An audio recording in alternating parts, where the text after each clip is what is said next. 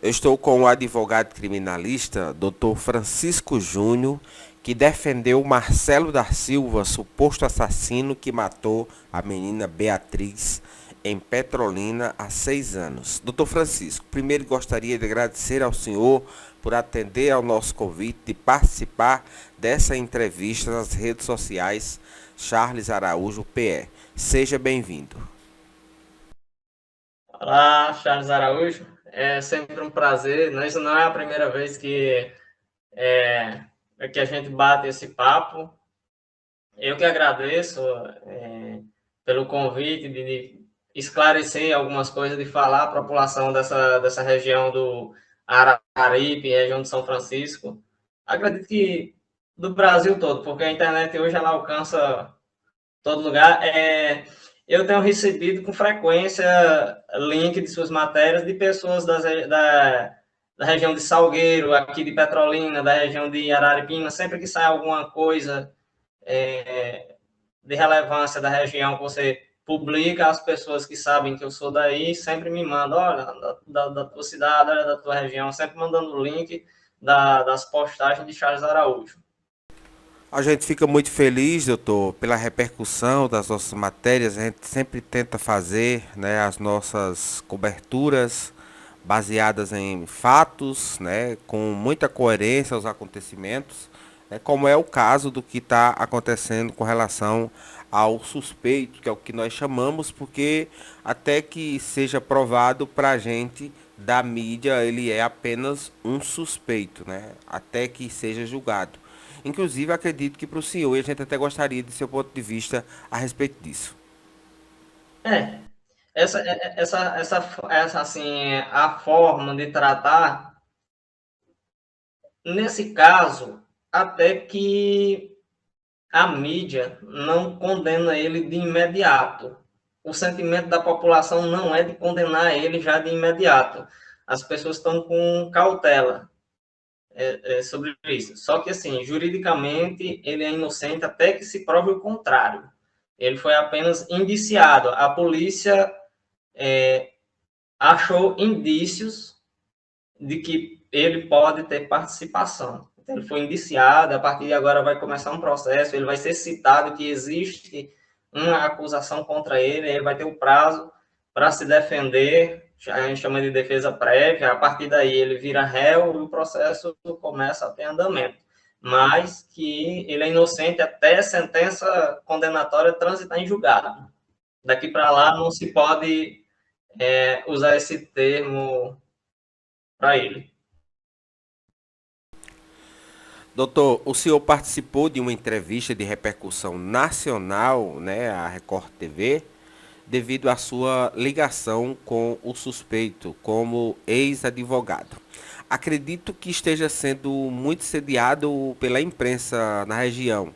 E a gente gostaria que o senhor falasse para a gente como é que está sendo esse momento em que, às vezes, muitas pessoas não entendem sua função enquanto especialista em criminologia quando defende tipos de crime como esse do estupro, como foi relatado pelo senhor na entrevista, que defendeu, embora como defensor público. E a gente gostaria que o senhor explanasse para a gente, para que as pessoas possam entender qual foi a sua ligação com o suspeito.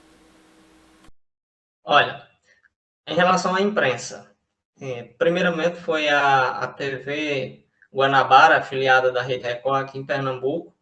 A jornalista entrou para olhar a ficha, consultar os processos dele, para fazer o levantamento e viu que eu fui advogado dele nos dois últimos processos. Então ela entrou na internet, pesquisou, achou meu contato e entrou em contato comigo para saber mais sobre ele. Ó, o senhor já foi advogado dele em dois processos, gostaria de saber mais quem é ele, sobre ele.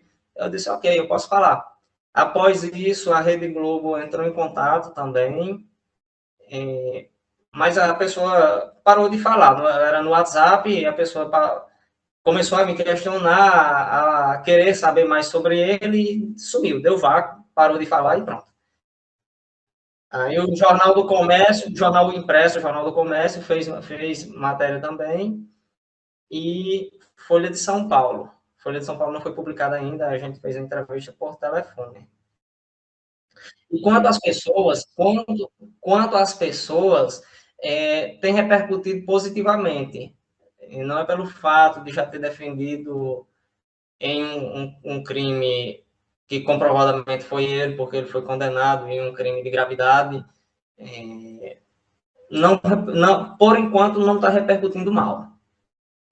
Como é que está sendo essa repercussão nas redes sociais, né? As pessoas comentando diante dessas matérias, a entrevista. O senhor poderia falar como é que as pessoas estão entendendo essa sua ligação com o réu? Não, eu já recebi print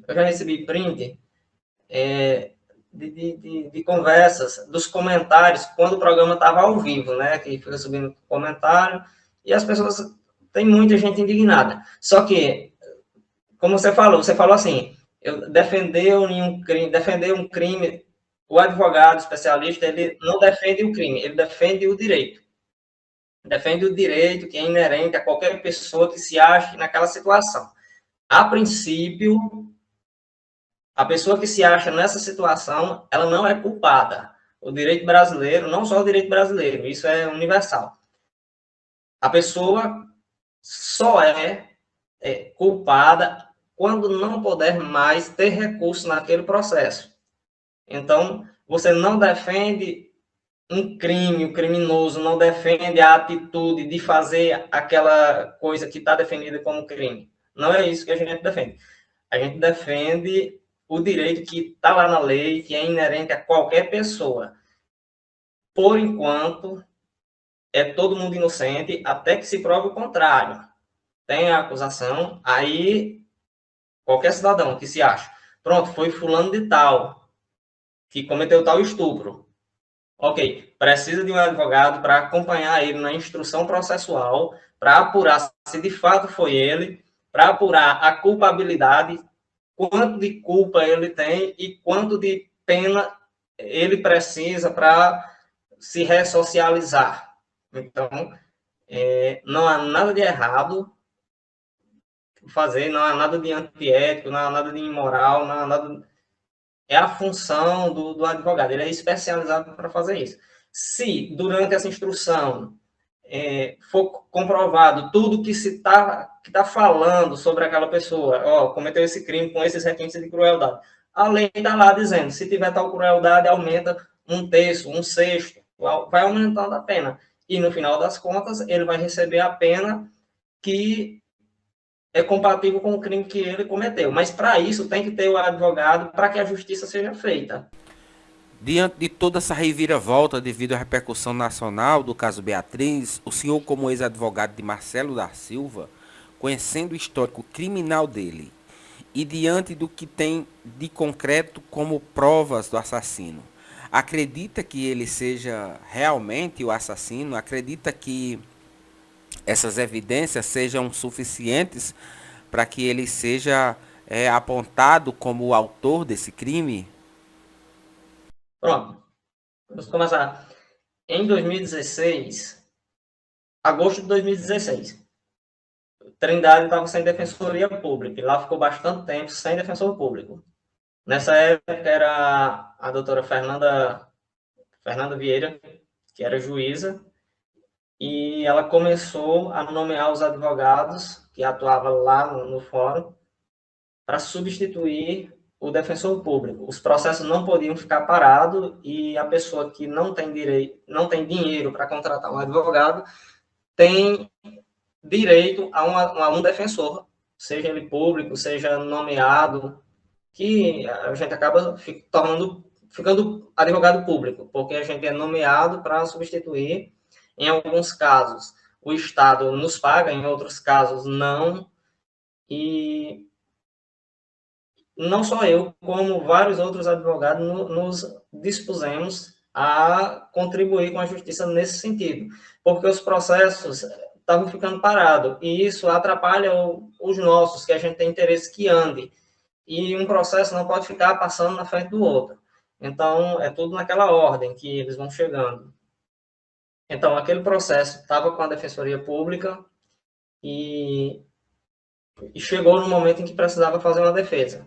a juíza me nomeou para que eu fizesse a defesa das acusações que tinham contra ele. E aí eu fui pessoalmente na cadeia, conhecer, saber quem era e dizer, olha, estão falando isso aqui, como foi? Aí ele relatou como foi, eu voltei para casa, fiz a defesa e protocolei normal, procedimento normal. Como eu tinha na época outros clientes lá, eu sempre ia na cadeia pública de Trindade para informar eles como que os processos deles estavam, como era que estava o andamento, ó, teve uma movimentação, eu passava por lá e falava, ó, fulano, teu processo movimentou de tal maneira, olha, o teu processo vai ter audiência tal dia. E eu sempre, lá tem 4 celas de um lado, 4 de outro, um corredor no meio. Não tem o parlatório, que é um local reservado para o advogado falar com o cliente. Os policiais abriam a grade e eu entrava para aquele corredor. Então, eu ficava ali no meio do corredor, conversando assuntos aleatórios com eles. Eu sentia a necessidade, mesmo que não fosse cliente meu, eu sentia a necessidade que aquelas pessoas precisavam conversar com alguém. Então, eu ficava conversando sobre o que eles queriam conversar. E nessas conversas, você identifica muita coisa. Você identifica quem é criminoso irrecuperável, você identifica quem é culpado, você identifica quem é inocente, você identifica quem cometeu um delito num ímpeto de raiva. Então, você fica conhecendo as pessoas. E eu, por muito tempo, tive esse hábito. Eu parei de ter esse hábito, na verdade, porque interditaram as 2 cadeias em que eu entrava com frequência, que é Trindade e Uricuri. Eu entrava com muita frequência, interditaram, pronto, eu perdi esse hábito de entrar para ficar conversando. E nesse período aí, eu tive um contato com ele, que ele estava preso por uma tentativa de roubo. E se deu da seguinte maneira: ele tomou um simulacro de arma de uma criança. Ele viu uma criança em Araripina brincando com uma pistolinha que parecia muito ser real. Ele tomou essa arma dessa criança em Araripina e veio de ônibus para Trindade. Na hora de descer do ônibus em Trindade, ele tomou 2 celulares. Ele falou, eu tomei 2 celulares. E à noite foi para Expo Gesso, vendeu um e ficou com o outro. Já de manhãzinha, ele viu um casal de namorados brigando, e ele foi lá com a arma e apartou a briga. Apartou, ameaçou atirando a mulher que estava sem querer parar a briga, né? E o rapaz voltou para a festa e disse: Ó, um cara ameaçou a gente assim, com uma pistola. Aí os amigos dele disseram: então vamos procurar. Aí saíram atrás no sentido onde ele poderia ter subido. Aí o dia já estava amanhecendo e ia saindo uma senhora que trabalha na padaria. E aí a moto estava ligada, ela desceu da moto para fechar o portão. Ele chegou e anunciou o assalto, né? Que ia tomar a moto. Aí montou na moto, a moto apagou e ele não acertou ligar. Ele não sabia andar de moto. Ele ia tomar uma moto sem saber andar. Aí não sabia andar, os rapazes chegaram e pegou ele. Aí chamou a polícia e ele foi preso. A defesa foi feita. Sim, aí quando ele chegou na delegacia, ele deu um nome falso. Ele deu outro nome. Perguntado o nome dele, ele disse fulano e tal. Deu outro nome. Só que na hora de assinar, ele assinou com o nome verdadeiro. Na hora de assinar o depoimento dele, ele assinou com o nome verdadeiro. Aí foi descoberta a falsidade ideológica. Aí ele foi denunciado pelo Ministério Público. Aí nessa defesa que eu fiz, eu pedi a absolvição pelo, pelo o roubo dos celulares por falta de materialidade. Esses celulares não foram encontrados e ninguém prestou queixa na delegacia, que foi roubado. Então, faltou a materialidade do crime. Eu pedi a absolvição, ele foi absolvido nesse crime. Pedi a redução da pena pela confissão. E aí ele foi condenado na ameaça, que ele falou que se ele não parasse de brigar, ia atirar. E ele pegou a soma da ameaça com a tentativa de roubo, 2 anos e 8 meses. Ele foi absolvido também na falsidade ideológica, porque não chegou a efetivar, não esqueci a palavra, mas assim, não surtiu efeito, não chegou a ser porque o delegado presenciou imediatamente, então não causou nenhum prejuízo ao processo, a ninguém, o delegado apenas registrou e aí acabou sendo absolvido nesse crime também. Ele, não, não, foi um ano depois. Nesse tempo, ele tinha acabado de ser solto aqui em Petrolina. Então tinha a questão de quando se comete um novo crime, ele é reincidente, aí mesmo com a pena sendo baixa, ele tem que voltar para o semiaberto. Ele retornou para o semiaberto, ficou alguns meses, eu não me recordo, ele ficou alguns meses no semiaberto, depois retornou para a Trindade. Quando ele retornou para a Trindade, eu me encontrei com ele na praça, por acaso, na praça da igreja. Eu me encontrei com ele, aí eu me admirei dele já estar solto. Oxe, tu já está solto? Aí ele disse, não, qualquer dia lá dentro é demorado, um dia lá dentro é demorado, eu demorei foi demais sair. Aí eu disse, rapaz, tu tá só agrado, tu tá usando droga, o que é isso? Tava muito, muito magro. Aí ele falou, não, foi a dosagem, foi o médico que aumentou a dosagem da minha medicação, aí eu tô assim. Aí disse, doutor, eu quero pagar um café pro senhor. Eu disse, não, eu tô passando, não preciso não. Não, eu nunca cheguei a saber. Eu nunca fui atrás, na verdade, para saber. Eu nunca perguntei para que essa medicação. Eu só sei que é de uso contínuo e que ele disse que tinha sido aumentada a dosagem, por isso ele estava com aquela aparência bem abatida. Aí ele falou que. Sim, ele me ofereceu, ele disse, eu quero pagar um café para o senhor. Eu disse, não, eu estou passando aqui. Eu estou passando. Ele disse, não, eu quero pagar um café para o senhor. Aí eu até perguntei onde é. Ele disse aqui nessa banquinha. Aí a gente foi para lá e ele pegou umas moedinhas no bolso e pagou 2 cafezinhos de copo descartável. Assim. Ele pegou as moedinhas e pagou aqueles 2 cafezinhos. Eu tomei aquele cafezinho ali. Não me lembro que eu conversei com ele e passei. Em agosto de 2017, aconteceu esse estupro, que repercutiu bastante em Trindade. Essa menina desapareceu cedinho e foi encontrada à tarde na casa dele. E aí eu não posso falar muito, porque é uma coisa que corre em segredo de justiça, correu em segredo de justiça e que a gente não pode comentar sobre. Foi. Aí nesse, ele foi acusado de cárcere privado, ameaça, estupro, de dar bebida alcoólica menor e de dar medicação sem ser médico. Eu esqueço o nome dos crimes, mas é basicamente isso.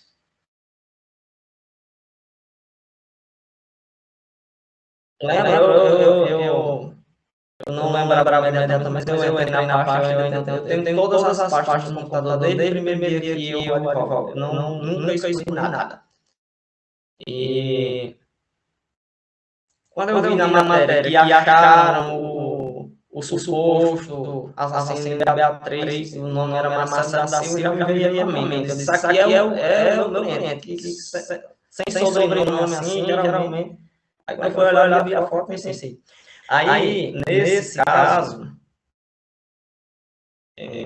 já era outro juiz que fez uma lista dos advogados que aceitavam ser nomeado, já um ano depois continuava sem defensor público.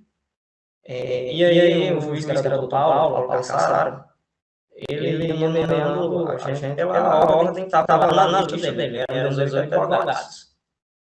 E aí quando chegava a minha vez, ele intimava via sistema mesmo, eu recebia em casa e ia lá pessoalmente receber o processo para fazer a defesa. E nesse caso, ele nomeou o advogado da vez via sistema, o advogado recusou. Aí, no meu próximo recebeu também recusou.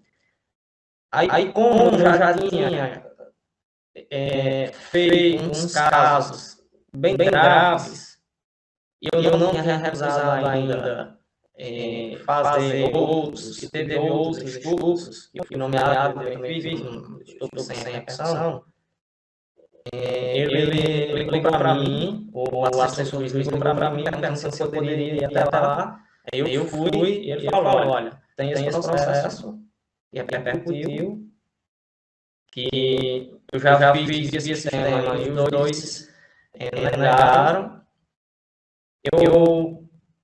Você gostaria de olhar para dizer para mim se você pega? Aí eu falei, não, doutor, eu pego. Aí é por uma questão técnica, não leva para o pessoal, é emocional, é uma questão técnica. Lá é artigo 147, artigo 217A, artigo 200 e alguma coisa. Então, eu vou fazer a defesa do tem no processo, só dentro do processo. Não ouvi o que estão falando. A defesa tem que ser feita em cima do tem, que não está no processo, não existe. Foi montado no dia um esquema de segurança, porque ele tentaram matar ele no dia, e no dia da audiência teve um esquema de segurança todo especial, e a gente fez como tinha que ser feito, houve todo mundo que tinha que ser ouvido. Ele deu o depoimento dele, normal. E eu fiz a defesa oral, que eu acho que foi uma das mais curtas. Eu acredito que foi a mais curta que eu já fiz. Eu pedi. Agora, assim, tem que ser técnico. Sabe, não consigo fugir disso. Eu sou extremamente profissional, sabe? Eu sou extremamente profissional. Eu já passei mal em audiência dessa natureza. Passei mal que levantei e saí, porque eu senti que eu ia ou desmaiar, ou chorar, ou engolir, que eu tenho um lance de vômito, às vezes, quando eu fico nervoso. Eu simplesmente levantei e saí com a audiência rolando. A audiência parou e um servidor foi atrás de mim. Aí eu disse, não, calma, só bebi um pouco de água aqui. Bebi água e voltei. Por alguns segundos, eu imaginei em abandonar. Mas, assim, o meu profissionalismo não permitiu. Então, eu voltei, nessa de Marcelo, eu analisei o processo e pedi a absolvição pelo crime de dar bebida alcoólica, porque no processo não tinha o teste do bafômetro, que seria a prova de que realmente ela ingeriu, não tinha nenhum exame médico toxicológico que comprovasse o uso da medicação controlada. A ameaça. No processo penal, diz que o crime fim absolve o crime meio. Ele utilizou da ameaça para conseguir o crime fim, que era o que ele queria cometer, que era o estupro. Então, essa ameaça foi absolvida pelo estupro. O cárcere privado fez parte da violência que ele praticou. Então, também passa a ser crime meio. E a confissão e a redução pela confissão. Então, o juiz acatou todos os meus pedidos. Eu até encontrei com ele no corredor e perguntei, doutor, eu vi no sistema que essa sentença saiu, eu vim olhar.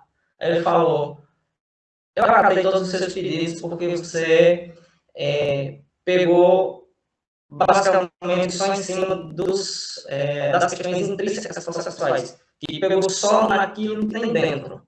Então eu acatei seus pedidos. Eu disse, doutor, eu quero que o senhor acate no de fulano de tal, que era outro que tinha praticado o mesmo crime e que estava me pagando, que era particular, que tinha uma pressão grande em cima para que o resultado fosse positivo, né? Eu disse, não, doutor, eu quero que o senhor acate todos os meus pedidos naquele outro processo. Aí ele disse, aí eu não chegou nessa parte ainda que eu não analisei ainda esse outro. Aí eu perguntei, e ficou quanto de pena? Ele disse, 16 anos e 8 meses. Aí eu fui lá, li a sentença toda, não recorri, não, porque era nomeado, não recorri. processo que era nomeado. A partir daí, não tive mais contato.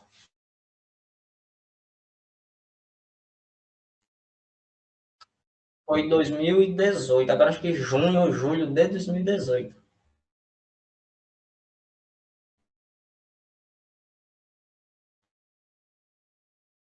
Da Beatriz foi dezembro de 2015.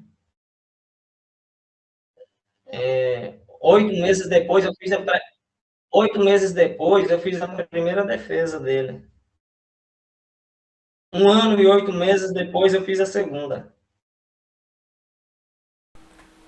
Com a confissão de Marcelo, apenas a confissão e a faca como material genético, isso concretiza prova suficiente para corroborar a conclusão do inquérito, né? E Marcelo ser apresentado à justiça? O que é que o senhor acha? Olha, como especialista, eu não posso dar opinião sobre um processo assim que eu não conheço. O que eu estou vendo demais são opiniões de um processo que está em segredo de justiça. Então, sim, o processo hoje, ele tem em torno de 4.400 páginas. E tem muita coisa dentro desse processo. E, assim, o processo é uma coisa que é um pouco complicada de ler, porque, por exemplo, você pega o depoimento de alguém, junta uma prova, ela está aqui na página 200. Aí vem. A continuação dessa página 200, às vezes vai ser lá na página 700. E um processo dessa natureza, ele fica extremamente complexo para você olhar e entender ele e ligar todos os pontos. É muito complexo, é muito complexo até para você dar um parecer, extremamente complexo. Tem muita filmagem, tem muita gravação, tem muito depoimento. Agora, o que é que vaza na imprensa? O que é que vazou? É que foi encontrado o material genético na faca. E aí, o que, é que a gente pode imaginar? O material genético na faca foi analisado em 2016. Então, ele forma o código genético que tem na faca, que tem 2 códigos genéticos na faca. Um de Beatriz e um outro que não é de Beatriz. Supõe-se que aquele material genético encontrado no cabo da faca seja de alguém que desferiu os ferimentos. Isso é uma suposição, porque assim, pode muito bem ser de um terceiro que utilizou aquela faca para alguma coisa e deixou o DNA. O verdadeiro assassino pode ter usado luvas de plástico e não ter deixado nem digitais, nem DNA na faca. Isso são hipóteses. Isso são hipóteses. E aí, dizem que pegaram no banco de dados do Estado, ele foi o 125º. Vai analisando, chegou em um que bateu. Opa, é igual. Esse sujeito aqui que está no banco de dados tem o mesmo DNA que está na faca. E isso é uma coisa que está muito fácil de provar, porque o exame de DNA da faca foi feito em 2016. Ele já está lá feito. É só pegar e fazer a contraprova. Fazer de novo o DNA do Marcelo e comparar. Comparou, deu que é o mesmo, pelo menos ele foi dono dessa faca. Ele pegou nessa faca em algum momento. Então, ele sabe, se não foi ele que utilizou a faca, ele sabe para quem vendeu, porque isso é uma prova científica, não tem como contestar ela. Como é que funciona, doutor, essa questão da transparência, né, na coleta dessas provas genéticas e como é que acontece esse estudo, né, para que as pessoas possam, já que é um processo público, para que as pessoas possam ter confiança no que está sendo produzido como prova? Olha, já vazou, foi coisa demais. Porque um processo que corre em segredo de justiça não é para a gente estar tendo essas informações. Não é. Corre em segredo de justiça. Nenhuma pessoa que não seja parte é para ficar sabendo de absolutamente nada. Os processos de segredo de justiça, a lei já define. É questão de divórcio, adoção, mudança de nome ou interesse social, interesse de alguma coisa, interesse social. Esse dela é um homicídio que, em tese, seria público. Como repercutiu, para que não fique pessoas atrapalhando o andamento do processo, ele é classificado como de interesse social e é determinado o sigilo. Para que, por exemplo, a imprensa não chegue toda hora para olhar o processo e atrapalhar. Advogados, especialistas, chegar a fazer carga do processo e ficar olhando. Pronto, se restringe apenas e tão somente a quem já faz parte dele. Só. E aí, assim, se o advogado faz parte dele, ele não pode estar pegando as informações daquele processo e dizendo para alguém. Ele tem que ficar ali. Então, essas coisas assim, não tem como a gente saber por enquanto. Por enquanto, não tem como dizer como que foi feito essa coleta, quem acompanhou, quem garante. Mas isso é uma coisa que o que tem serviu para indiciar. A polícia diz, há um indício de que essa pessoa participou do crime. Manda para o juiz, olha, tem indício de que essa pessoa, o juiz pega, manda para o Ministério Público. O Ministério Público tem um grupo formado de 4 promotores. Eu já tive a honra de participar de um crime assim de alta repercussão aqui em Petrolina, que foi esses mesmos promotores, vieram 2 atuar nesse caso. Um caso em Parnamirim que foi desaforado aqui para Petrolina.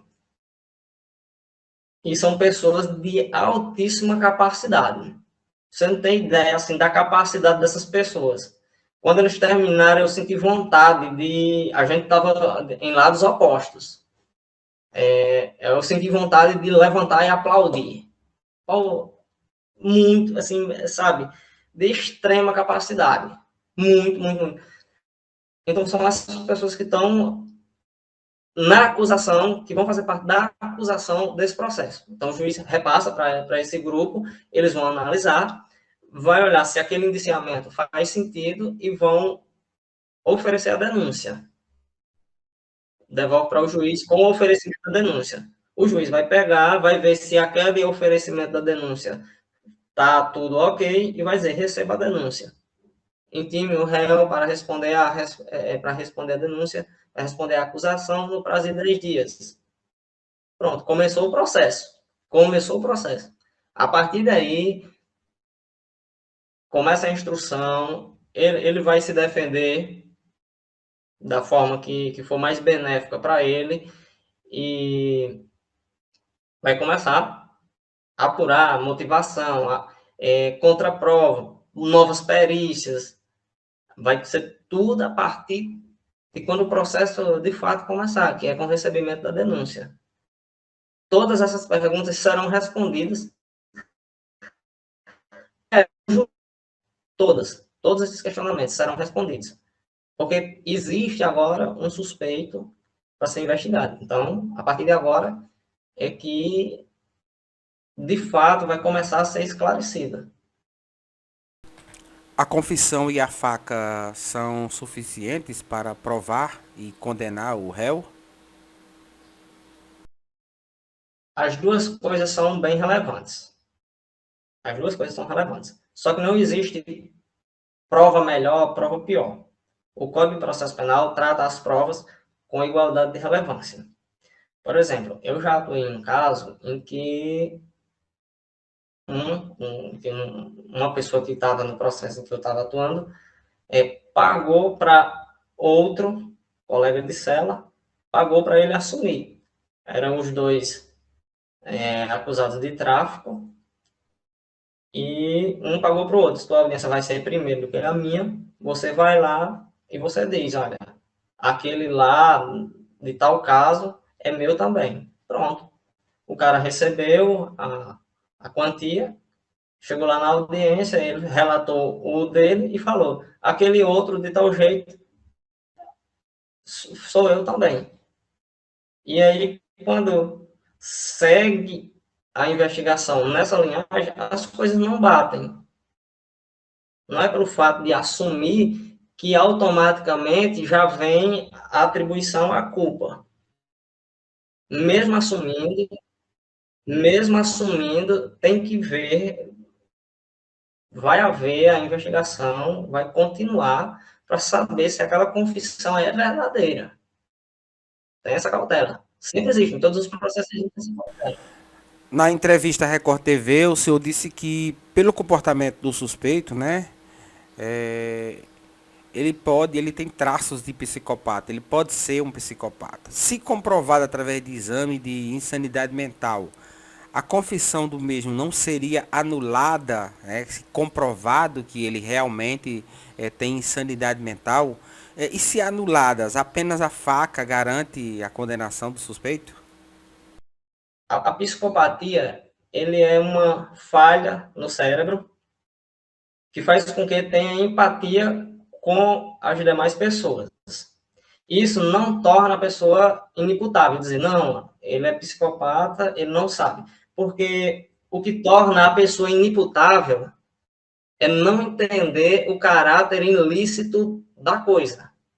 É a perícia chegar ao resultado de que ele não entendia, naquele momento do fato, que fazer aquilo era errado. E isso dificilmente se chega a esse resultado. Eu já fiz defesa de um rapaz que perambula pelas ruas, todo mundo conhece como doido. E quando chegou no hospital psiquiátrico, ele é internado no hospital psiquiátrico, que fez o exame, o perito disse, ele entende o caráter criminoso da coisa. Então, vai para a prisão normal, tranquilo. O fato de ser psicopata não interfere. Não, não, não, porque é apenas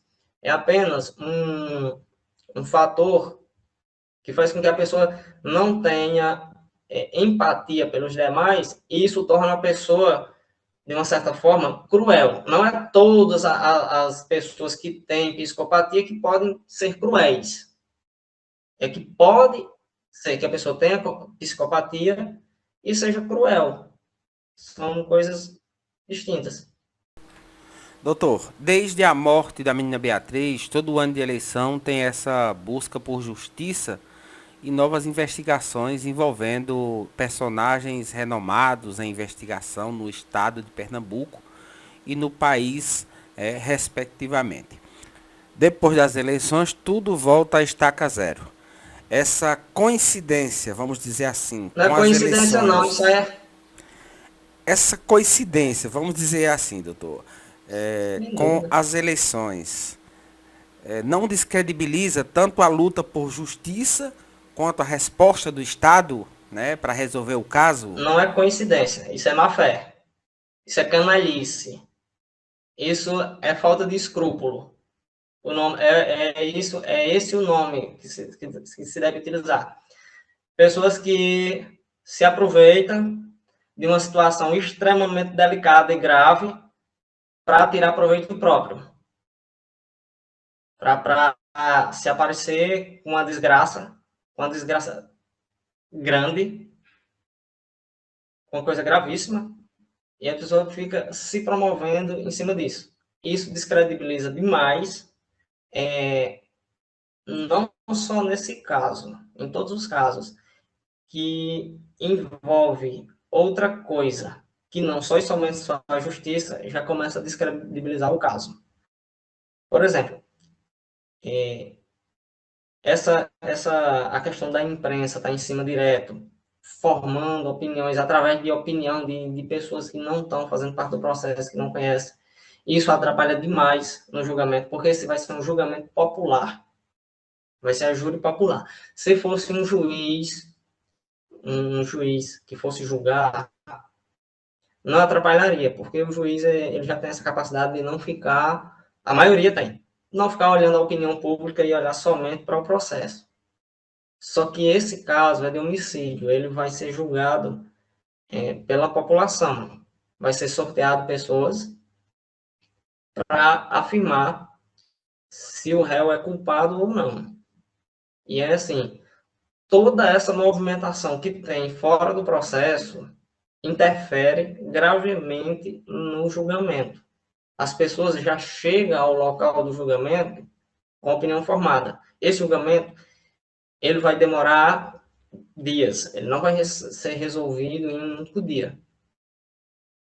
E todo esse trabalho de passar vários dias apresentando todas as provas, apresentando a investigação, apresentando tudo que tem no processo, ele é praticamente em vão, porque as pessoas que vão, eles já vão com um certo parecer no subconsciente. Pode ser que lá, quem estiver fazendo a acusação, quem estiver fazendo a defesa, consiga mudar e trazer consciência para os 7 jurados que serão sorteados, que estarão lá para fazer esse julgamento. Mas, de uma certa forma, atrapalha demais toda essa movimentação, atrapalha no resultado correto. Porque, assim, a opinião pública pode condenar um inocente ou pode inocentar um culpado. Eu vejo, assim, tantas opiniões de pessoas que não têm conhecimento jurídico, dando opinião, porque no processo não cabe opinião, cabe parecer. Para dar o parecer, você tem que chegar e conhecer.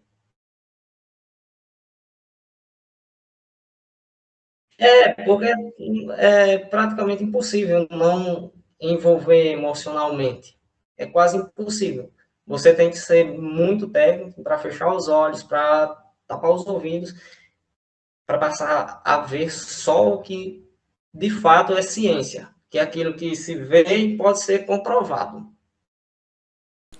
O que houve de negligência após o crime sobre as provas pela escola católica onde ocorreu o fato? Nossa Senhora Maria Auxiliadora. Segundo investigações, pelo menos uma investigação apontou que houve alteração na cena do crime. Isso não distancia a possibilidade de ter sido realmente Marcelo o autor do crime, já que ele não tem ligações com as vítimas. Olha, isso é uma coisa que tem que ser analisada a partir de agora. Ver se foi e ver por que isso foi alterado. A interesse de quem? Porque, assim, essa parte também, ela é de ouvir dizer. Porque, assim, é como eu falei, o processo está em segredo de justiça. A menos que alguém que esteja vendo o processo está contando. Que eu acredito que é isso que está acontecendo. Houve mudança na cena do crime. Quem mudou, a interesse de quem? Isso a gente só vai saber quando essa parte for investigada. Porque, assim, aí tem tranquilamente mais 2 anos de processo. Tranquilamente. Pela demora normal do judiciário, mesmo tratando esse caso como um caso especial, mesmo tendo pessoas designadas para cuidar só desse caso, não é uma coisa que se resolve de uma hora para outra. Então, assim, daqui para frente tem muita coisa para ser esclarecida. Todas essas dúvidas que especialistas, que a mãe questiona, que todas essas dúvidas vão ser questionadas e ter o seu momento de apuração, de ser apurado para ver o que realmente aconteceu.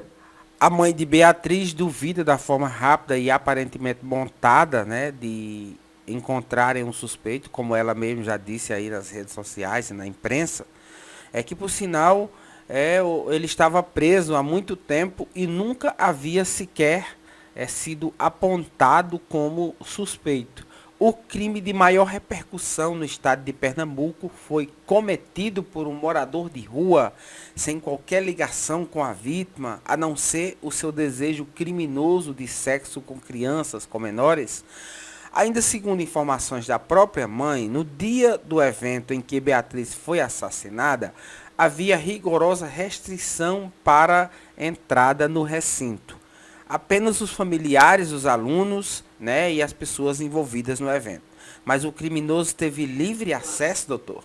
É, eu não duvido, assim, de ter pego a distração de alguém que estava fazendo a segurança e ter entrado. Eu não descarto essa possibilidade. A coisa que eu não engulo, que não me desce, são as imagens. As imagens daquela pessoa caminhando para lá e para cá. Eu não reconheço aquela pessoa que caminha para lá e para cá como sendo ele. Eu não reconheço, não tem os traços, não tem os mesmos traços, não tem o mesmo tamanho, e é uma coisa que é possível fazer perícia também, filmar o caminhado, filmar com câmera com câmera noturna, é possível fazer a perícia para identificar se realmente aquele caminhado é dele, se aquela largura do ombro é a dele, porque eu não reconheço como sendo. Mas também é mera opinião, né? É uma coisa que se comprova cientificamente através de perícia. Será que toda essa reviravolta, doutor, não vai acabar voltando à estaca zero, como nos casos, nas investigações anteriores, né? Quando passar as eleições, tudo volta à estaca zero e mais uma vez esse caso não seja sanado? Não, eu acredito que não será dessa forma, porque o judiciário é bem independente, bem sério. Porque, por enquanto, ele está na Polícia Civil. E a Polícia Civil ela não está com tanta credibilidade. E essa falta de credibilidade que a população atribui à Polícia Civil, não só nesse caso, em vários outros casos. Se você olhar aí em Santa Filomena, aquele casal foi morto aí, não tem mandado de prisão ainda.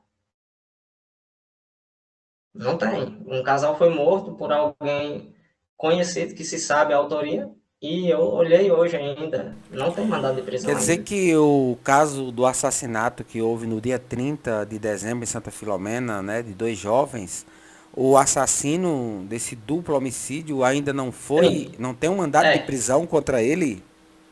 é. Olha, no sistema não tá. A não ser que tenha feito e não tenha lançado no sistema, pode acontecer. Pode acontecer. Geralmente, quando se sabe onde o criminoso está, o juiz emite diretamente para a polícia responsável pela localidade e manda ir lá prender. A não ser que o juiz esteja sabendo onde ele está e tenha expedido mandado de prisão diretamente para a polícia e ir lá prendê-lo. No sistema não está. No Banco Nacional de Mandados não está. Isso é muito absurdo, viu, doutor? Muito. É. E isso deixa totalmente sem credibilidade. E sabe por que isso? Porque o governador não dá a devida atenção. Não é culpa do policial civil, não é culpa do delegado. É culpa de alguém maior, que não dá a devida atenção, não dá o aparato que eles precisam, não dá os recursos necessários. Você entrar numa delegacia, você vai ver, é assim, o abandono é visível. Lá não tem nada, lá falta folha para imprimir. Os agentes trabalham, mas o governo não dá suporte. Não tem como trabalhar. Não tem como trabalhar. Não tem, a categoria está abandonada. E isso tornou a instituição sem credibilidade.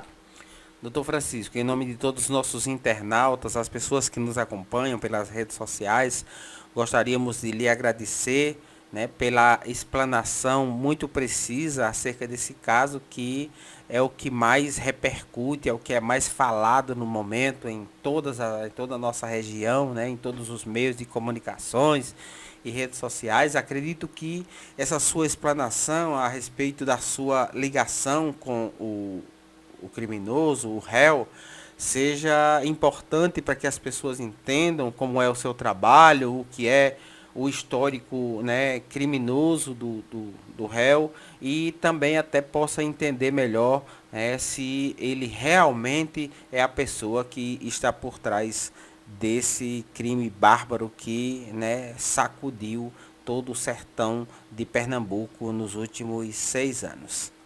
Fique à vontade aí para fazer o seu comentário final e concluir a respeito dessa nossa entrevista. Bom, se cobra muito quem está por trás, né? Quem é o mandante, quem pagou para isso tudo.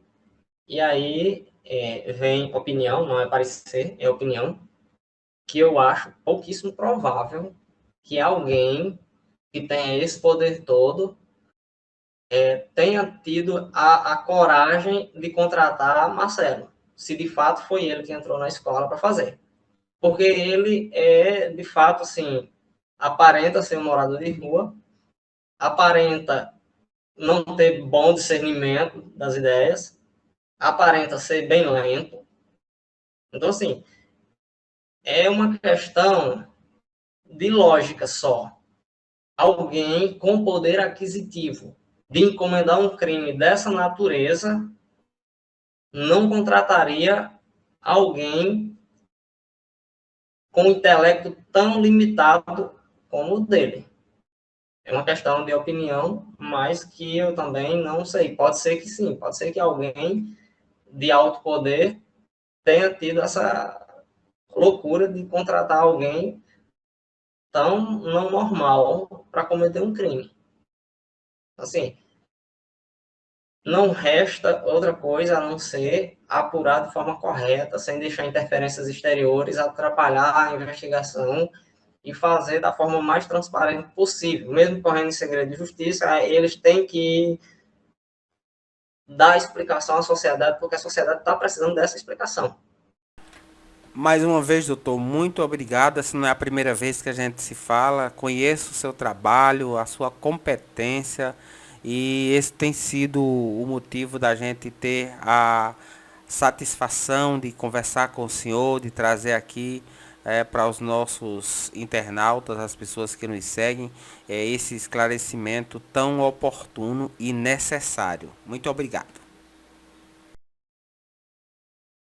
Sempre que precisar de algum esclarecimento da área jurídica que seja da minha área, eu tenho 2 especializações, então eu posso falar de muita coisa do direito.